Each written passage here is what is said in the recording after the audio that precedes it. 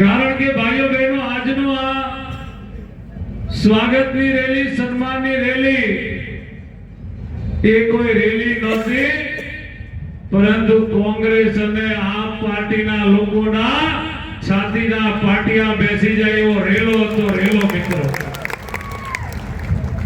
ત્યારે છોટાઉદેપુર જિલ્લાનો ઇતિહાસ ખૂબ ભવ્ય અને ઉજળો ઇતિહાસ ધરાવતો મારો છોટાઉદેપુર જિલ્લો છે।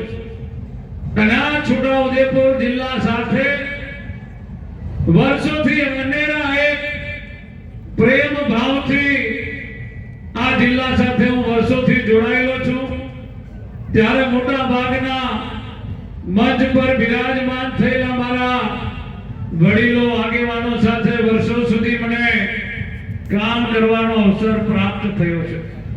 છેલ્લા 30 વર્ષથી ભારતીય જનતા પાર્ટીના નાનકડા બૂથના કાર્યકર્તાથી શરૂઆત કરીને તાલુકાના મહામંત્રી તરીકે, તાલુકાના 2 ટર્મ સુધી પ્રમુખ તરીકે, આદિવાસી મોરચાના પ્રદેશ મંત્રી તરીકે, ભારતીય જનતા પાર્ટીની મુખ્ય બોડીમાં પ્રદેશ મંત્રી તરીકે અને ગુજરાત સરકારની અંદર આદરણીય પ્રધાનમંત્રી નરેન્દ્રભાઈ મોદી સાહેબ જ્યારે રાજ્યના મુખ્યમંત્રી હતા ત્યારે સમગ્ર દેશમાં સૌથી નાની ઉંમરની અંદર વિધાનસભાના સ્પીકર બનાવ્યા હોય આદિવાસી સમાજના પહેલા તો એ નરેન્દ્રભાઈ મોદી સાહેબે બનાવ્યા છે।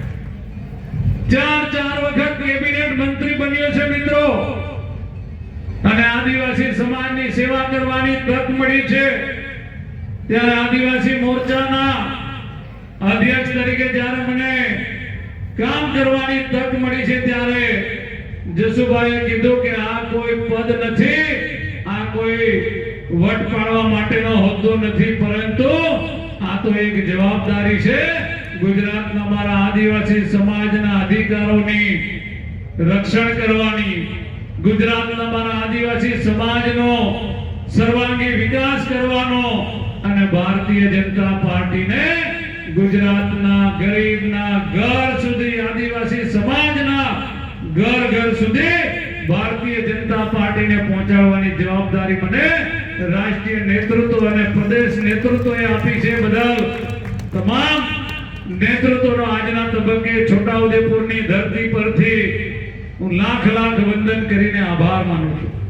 ભાઈઓ બહેનો, 14 જિલ્લા અને 58 તાલુકાઓના વસવાટ કરતા 1 કરોડ કરતા વધારે મારા આદિવાસી ભાઈ બહેનોને નરેશભાઈ પટેલ સાહેબની આગેવાનીમાં અમે બંને લોકોએ આદિવાસી સમાજને મળવા જવાનો એક કાર્યક્રમ ગોઠવ્યો છે।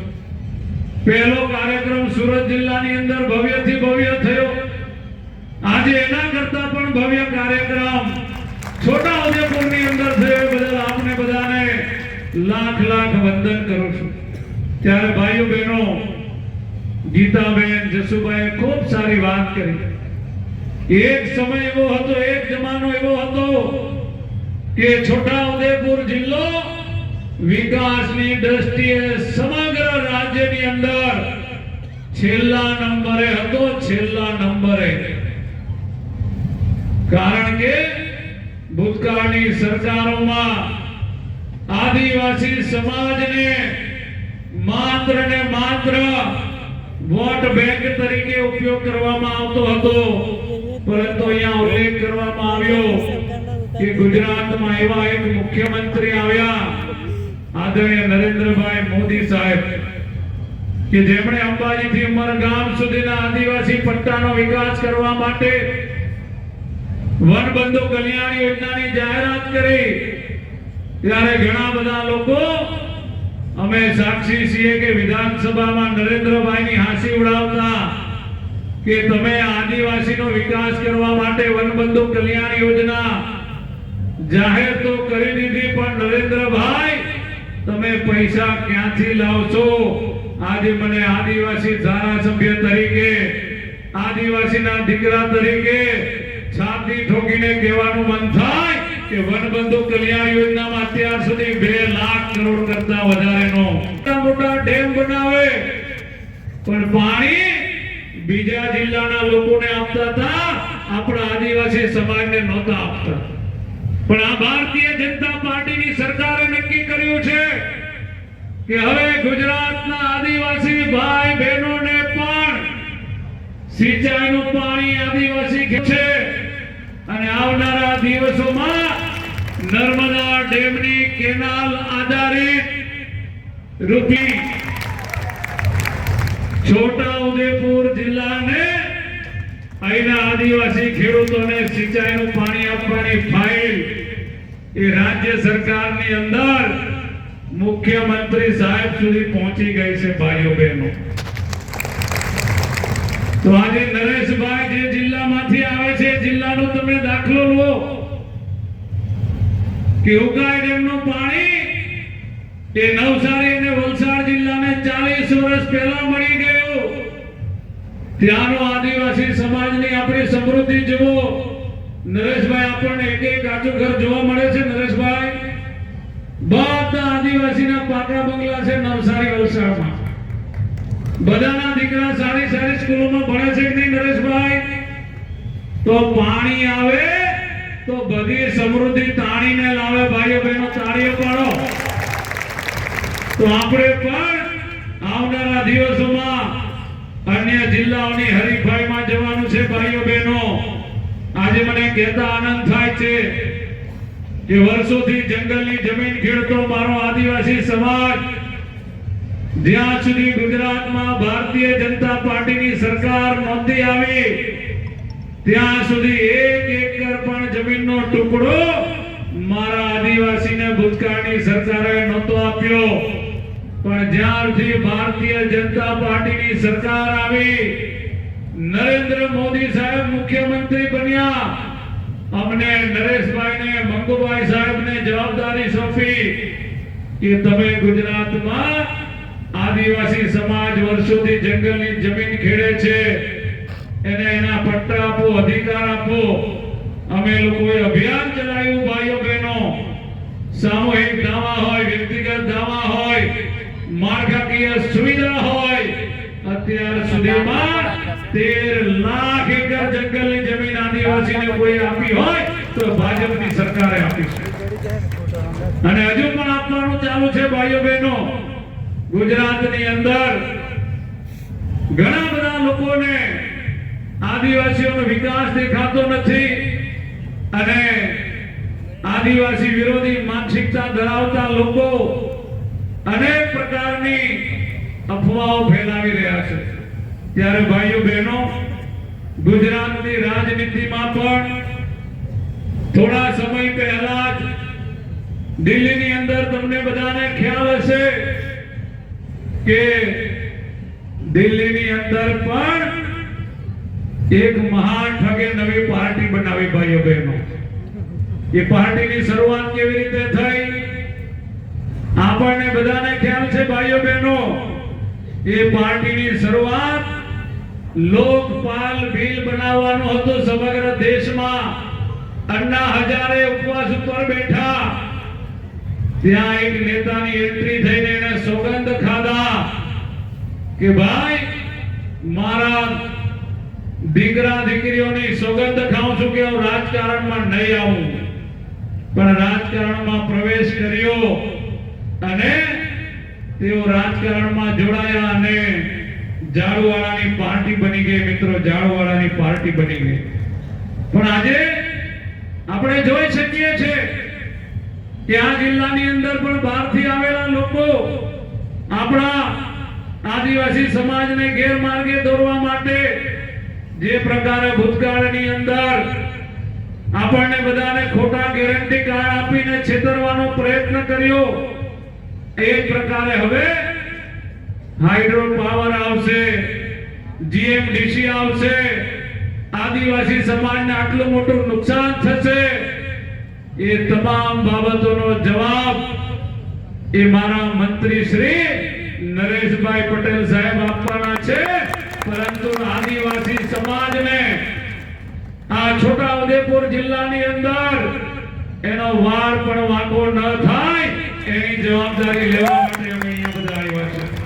ત્યારે ભાઈઓ બહેનો, આજે આપણે બધા ખૂબ સારી રીતે જાણીએ છીએ કે આ ઝાડુવાળાની પાર્ટી કઈ રીતના બધા જુઠાણાઓ ચલાવે છે. આદિવાસી સમાજને એવું કહેવામાં આવે કે ભાઈ આપણું તો અલગ આદિવાસીનું રાજ્ય હોવું જોઈએ, આપણો ભીલ પ્રદેશ હોવો જોઈએ. ભાઈઓ બહેનો, તો મારે અહીંયા બેઠેલી જનતાને પૂછવું છે કે કોઈ પણ રાજ્ય નવું બનાવવું હોય, અલગ બનાવવું હોય તો રાજ્ય સરકારને પાવર છે ખરો ભાઈ? કેન્દ્ર સરકારને આ પાવર છે. અને કેન્દ્રમાં કોની સરકાર છે? ભારતીય જનતા પાર્ટીની સરકાર છે. તો ઝાડુવાળા કેવી રીતે વચન આપી શકે ભાઈ? તો આટલા મોટા જુઠાણા ચલાવનારા લોકોને આપણે બધા ઓળખી લેવાની જરૂર છે ભાઈઓ બહેનો. આવા મહાઠોક લોકોથી આપણે બધા ચેતી જવાની જરૂર છે ભાઈઓ બહેનો. હજારેના આંદોલનને કારણે દિલ્હીમાં જરા પવન જોરથી ફૂંકાયો ભાઈઓ બહેનો. તો પવન જોરથી ફૂંકાય તો શું થાય? પવન જોરથી ફૂંકાય તો પેલા હલકામાં હલકા પેલા ઉંદડા આવે ને એ પણ ઉડી જાય પવનમાં. પણ હવે દિલ્હીમાં પવન શાંત પડી ગયો તો દિલ્હીમાં ઝાડુવાળાની સરકાર પણ જતી રહી મિત્રો. એટલે આ તો બધા માત્ર ને માત્ર પવન ફૂંકાયો અને આવી ગયેલા લોકો છે. કોઈ આદિવાસીની સેવા કરવા માટે આવેલા લોકો નથી ભાઈઓ બહેનો. ઘણીવાર ગ્રામ સભાઓની અંદર રૂઢી ગ્રામ સભાની વાત કરે, ગ્રામ સભાને સૌથી મોટો પાવર છે એવી વાત કરે, પણ એમને ખબર નથી કે ગુજરાતની અંદર 2017 ની અંદર પૈસા એક્ટનો કાયદો અમલ કરાયો હોય તો ભાજપની સરકારમાં ગણપતભાઈ વસાવાએ અમલ કરાયો. એને કારણે તમે ગ્રામ સભાઓ ભરી શકો છો. એટલે તમે ગામડામાં કૂદકા મારી રહ્યા છો ભાઈઓ બહેનો. મારે એમને કહેવું છે કે એમના જે દિલ્હીના નેતાઓ છે એ કોઈ દિવસે ભગવાન બિરસા મુંડાજીને ઓળખે છે ખરા ભાઈ? જેને આદિવાસી સમાજ ભગવાન માને છે એવા ભગવાન બિરસા મુંડાજીની 150મી જન્મ જયંતિમાં આ ઝાડુવાળાના નેતા દિલ્હીના કોઈ જગ્યાએ ગયા હોય તો આપણને બતાવે. આદિવાસીને એમને કાંઈ લાગતું વળગતું નથી ભાઈઓ બહેનો. એ તો પોતે ના ગયા, પણ આપણા નરેન્દ્રભાઈ મોદી સાહેબે પહેલી વાર કોઈ આદિવાસી સ્વતંત્ર સેનાની કે જેને આદિવાસી સમાજ ભગવાન માને છે એવા ભગવાન બિરસા મુંડાજીની 150મી જન્મ જયંતિ માટે ગુજરાતમાં આવ્યા, ડેડિયાપાડામાં આવ્યા. ત્યારે આ ભગવાન બિરસા મુંડાજીની જન્મ જયંતિનો વિરોધ કર્યો. એ પ્રકારે 4 રાજ્યોની આદિવાસી કુળદેવી માં પાંડોરી માતાના દર્શને ગયા નરેન્દ્રભાઈ. અને આદિવાસી ભક્તો સંતો માટે ત્યાં રહેવાની વ્યવસ્થા થાય, અન્ય જોગવાઈઓ થાય, એના માટે 25 કરોડ રૂપિયાનું સરકારમાંથી બજેટ મંજૂર કર્યું. એનો વિરોધ કરવાનું કામ એમણે કર્યું છે. તો આવા બધા લોકોથી આપણે બધાએ ચેતી જવાની જરૂર છે ભાઈઓ બહેનો. આવનારા દિવસોમાં ભારતીય જનતા પાર્ટી એ વિશ્વની સૌથી મોટી પાર્ટી છે. અને આપ સૌને મારી વિનંતી છે કે આવનારા દિવસોમાં આદિવાસી સમાજનો વિકાસ કરવો છે કે નથી કરવો ભાઈઓ બહેનો? આદિવાસી સમાજનો સર્વાંગી વિકાસ કરીને આદિવાસી સમાજને સમૃદ્ધ બનાવવો હોય તો આવનારી તાલુકા પંચાયત, જિલ્લા પંચાયત ચૂંટણીઓમાં કોંગ્રેસના આપવાળાના સુપડા સાફ કરી નાખવાના છે ભાઈઓ બહેનો. અને આવનારી 2027 ની અંદર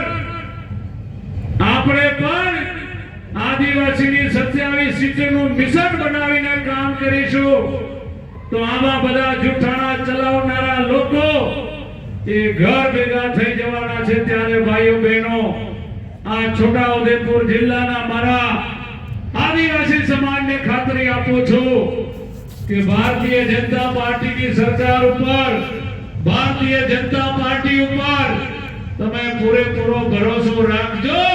આદિવાસી સમાજને વિકાસના માર્ગે અને પ્રગતિના પંથે કોઈ લઈ જશે તો મારો ભારતીય જનતા પાર્ટી લઈ જશે, એની સરકાર લઈ જવાની છે।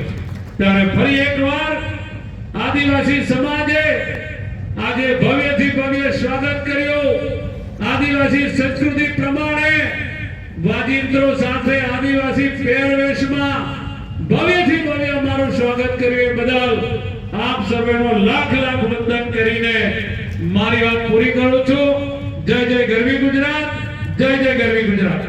મિત્રો, આપ સૌની સમક્ષ અનુસૂચિત જનજાતિ પ્રદેશ અધ્યક્ષ શ્રી ગણપતભાઈ વસાવા તાળીઓ વડે વધાવી લઈએ અને સાથે હંમેશા લોક સેવા માટે તત્પર એવા કેબિનેટ મિનિસ્ટર ગુજરાત રાજ્ય શ્રી